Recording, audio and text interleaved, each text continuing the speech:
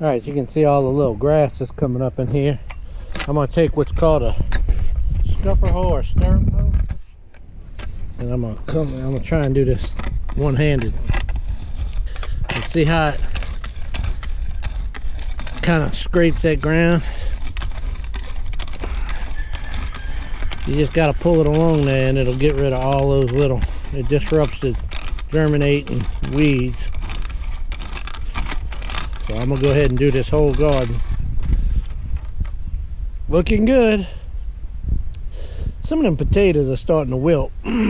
So I believe too much water, but I got, in this garden I got 49 tomato plants, and then these cucumbers and a few squash. I don't know how they'll do on that end. Nothing really ever does well on that end. We're gonna see if I can change it, but I'll get it fixed one day. But the rest of this garden usually does really well. I mean, you can see these tomatoes are already starting to put out the like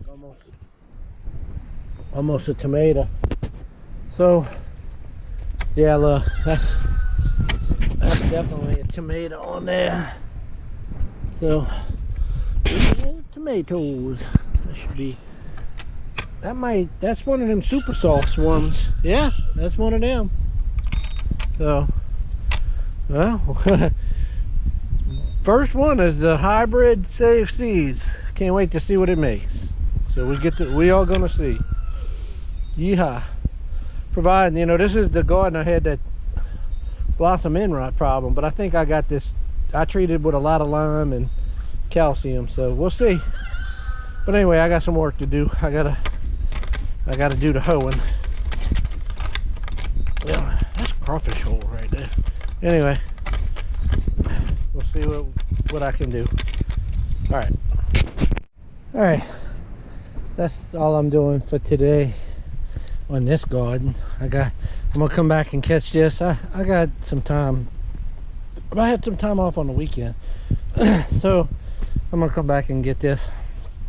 But you can kind of see the difference where it's the stirrup hoe got. I might even come do the cultivator hoe on here. It's a 4-prong hoe, like kind of a raking hoe.